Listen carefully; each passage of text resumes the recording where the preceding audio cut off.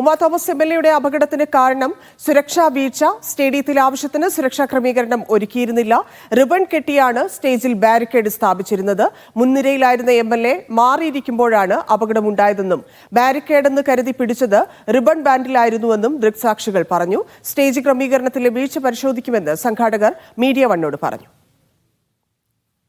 നടി ദിവ്യ ഉണ്ണിയുടെ നേതൃത്വത്തിൽ നടത്തപ്പെട്ട മെഗാ ഭരതനാട്യം 12,000-ഓളം നർത്തകരെ ഉൾപ്പെടുത്തി 12,000 കലാകാരന്മാരെ ഉൾപ്പെടുത്തിയാണ് ഇവിടെ ഇത്തരത്തിലൊരു മെഗാ ഭരതനാട്യം നടത്താൻ തീരുമാനിച്ചിരുന്നത്. അതിനിടയിലാണ് അത് ആരംഭിക്കുന്നതിന് തൊട്ടുമുമ്പാണ് ഇത്തരത്തിൽ എംഎൽഎക്ക് ഗുരുതരമായ രീതിയിൽ പരിക്കേൽക്കുന്നത്. അതായത് നമുക്കിവിടെ കാണാൻ സാധിക്കും, ഈ സ്റ്റേജ് ഇത് താൽക്കാലികമായി ഇവിടെ ഗാലറിയിൽ ഈ കലൂർ ജവഹർലാൽ നെഹ്റു സ്റ്റേഡിയത്തിൻ്റെ ഗാലറിയിൽ താൽക്കാലികമായി നിർമ്മിച്ചിരിക്കുന്ന ഒരു സ്റ്റേജാണ്. ഈ സ്റ്റേജ് ഇവിടെയുള്ള കസാരകൾ മാറ്റി നിർമ്മിച്ച ഒരു താൽക്കാലിക സ്റ്റേജാണ്. ഈ സ്റ്റേജിൽ നിന്നുമാണ് ഈ എംഎൽഎ ഉമാ തോമസ് താഴേക്ക് നമുക്കിവിടെ കാണാൻ സാധിക്കും.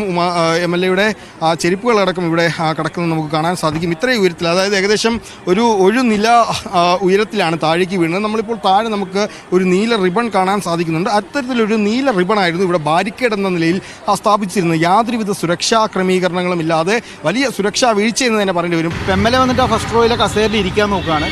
ഇരിക്കാൻ നോക്കുമ്പോൾ എംഎൽഎക്ക് ഇതിൽ പിടിക്കാൻ കൺജസ്റ്റഡ് ആണ് അവിടെ സീറ്റും ആ ഏരിയയും തമ്മിൽ. അപ്പോൾ അവിടെ കംഫർട്ടായിട്ട് ഇരിക്കാൻ വേണ്ടിയിട്ട് എംഎൽഎ ഇതിൽ ബാലൻസ് ചെയ്യുക ചെയ്തത് ഈ റിബൺ സ്റ്റിക്കിൽ. ഇപ്പോൾ റിബൺ സ്റ്റിക്ക് എഡ്ജിലാണ് നിൽക്കുന്നത് ഈ സ്റ്റേജ് കെട്ടിയതിൻ്റെ. ആ എഡ്ജിൽ നിന്ന് റിബൺ സ്റ്റിക്കും എംഎൽഎയും കൂടെ താഴേക്ക് മറിഞ്ഞു വീണു. ഇത് ഒട്ടും ബലമില്ലാത്തതാണ്. ഇതൊരു റിബൺ പോലെയാണ്. ഇതിലേക്ക് പിടിച്ചപ്പോൾ അത് താഴേക്ക് ഉമാ തോമസ് എംഎൽഎ വീഴുകയായിരുന്നു. ഇപ്പോൾ ഈ കാണുന്ന ഈ ചെരുപ്പ് കിടക്കുന്ന കോൺക്രീറ്റ് ഭാഗത്താണ് ഉമാ തോമസ് എംഎൽഎയുടെ തല ഇടിക്കുന്നത്. അല്ല, ഉറപ്പായിട്ടും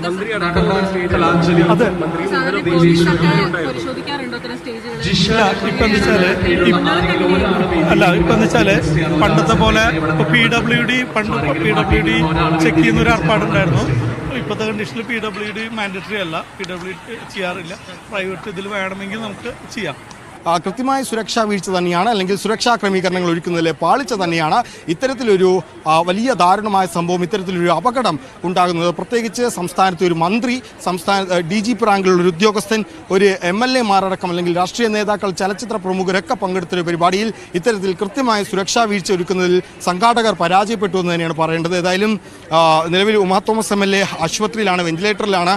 എത്രയും പെട്ടെന്ന് തന്നെ ഉമാ തോമസ് MLAയുടെ ഈ പരിക്ക് ഭേദമാകുമെന്ന് തന്നെയാണ് പ്രതീക്ഷിക്കുന്നത്. അപ്പോൾ പോലും ഈ സുരക്ഷാ വീഴ്ചയെക്കുറിച്ച് അല്ലെങ്കിൽ ഇവിടുത്തെ സുരക്ഷാ ക്രമീകരണങ്ങൾ ഒരുക്കുന്നതിലെ പാളിച്ചകളെക്കുറിച്ച് കൃത്യമായ അന്വേഷണം നടത്തുക തന്നെ വേണമെന്ന് തന്നെയാണ് പറയാനുള്ളത്. രാഹുൽ ബിജുവിനൊപ്പം നിതിൻ സേവ്യർ, മീഡിയ 1, കൊച്ചി.